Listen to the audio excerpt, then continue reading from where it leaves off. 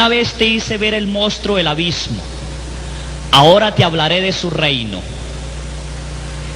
No te puedo tener en el paraíso siempre.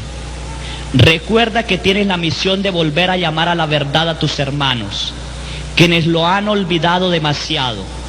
Olvido que en realidad es desprecio por las verdades eternas, por la cual vienen tantos males a la humanidad. Hago un paréntesis ahí. Válgame Dios. Yo digo que la maldad del mundo está en eso.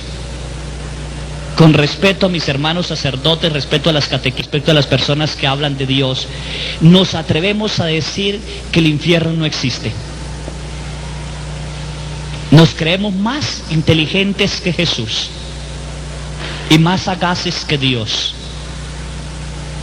Y lo que hacemos es que engañamos a la gente y no le advertimos del cruel peligro donde pueden caer para siempre. Me decía una señora en mi rancho, después de que leí eso, me dijo: bendito Padre, porque yo antes creía que Dios me perdonaba todo y no me preocupaba, ahora sí me preocupo. La misericordia de Dios está en esto, no hay que confundir la misericordia de Dios, por eso hice el paréntesis. La misericordia de Dios está que cuando uno se arrepiente del pecado, Dios le perdona todo. Todo. Así usted haya matado millones y millones de personas, así haya hecho el peor pecado. Uno de los pecados tremendos que vamos a ver más adelante es el aborto, que le es difícil a Dios perdonarlo. Dios lo perdona. La misericordia está en eso, en que Dios lo perdona, pero no está en que yo viva con el pecado y después de muerto me presente ante Dios y le diga: hola papá, ¿cómo está? Ya llegué. Y él diga: ay hijo, te perdono. No. No está en eso. Tenemos misericordia mientras estemos vivos. Después de muerto no puedes tener misericordia. Es justicia. Eso tenemos que tenerlo claro. Mientras yo no muera, tengo misericordia. Dios tiene misericordia. Después de muerto es justicia. Es justicia. Y el juicio de Dios es tremendo. Tremendo. Cuando yo le decía a Jesús, cuando iba, le dije al Señor: Señor, yo sabía que no entraba al cielo, pero tampoco me iba al infierno. Le dije: Señor, ¿pero por qué? Y Él me dijo: ¿qué es lo que ensucia el mueble? ¿El polvo que cae diariamente o la piedra que está sobre el mueble? ¿Qué es lo que ensucia el mueble? El polvo. Y me dijo: la piedra que está sobre el mueble es el pecado grave y usted lo quita cuando quiera. El polvo son las pequeñas imperfecciones que comete diariamente y que no te arrepientes al final del día. ¿Cuántos estamos empolvados?